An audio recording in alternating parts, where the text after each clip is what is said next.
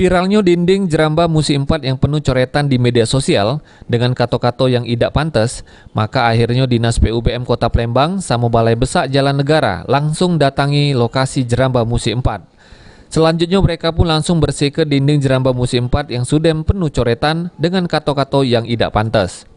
Nurut Budi Karusi, selaku PPK Jembatan Metro BBJN 6 Sumsel, jelaskan bahwa dengan adanya coretan di dinding Jeramba Musi 4 ini, maka mereka terlebih dokin ngapusi dinding Jeramba Musi 4.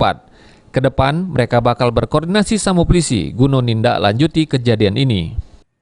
Ini yang kita lakukan hanya untuk pemeliharaan dulu, yang kita perbaiki dan kita hapus dulu ini coret-coretan. Insya Allah nanti kita lihat dulu CCTV-nya.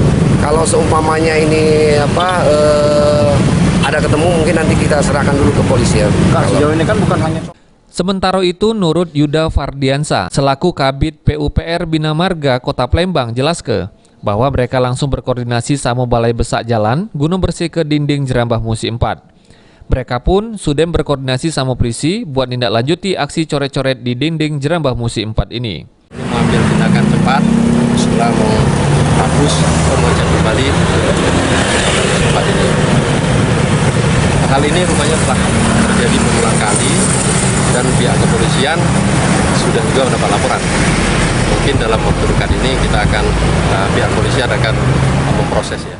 Kedepan diharapkan buat warga Palembang supaya jago kondisi Jeramba Musi 4 ini supaya jadi cindo sehingga pacak jadi ikon wisata Kota Palembang. Firman Hidayat, PAL TV.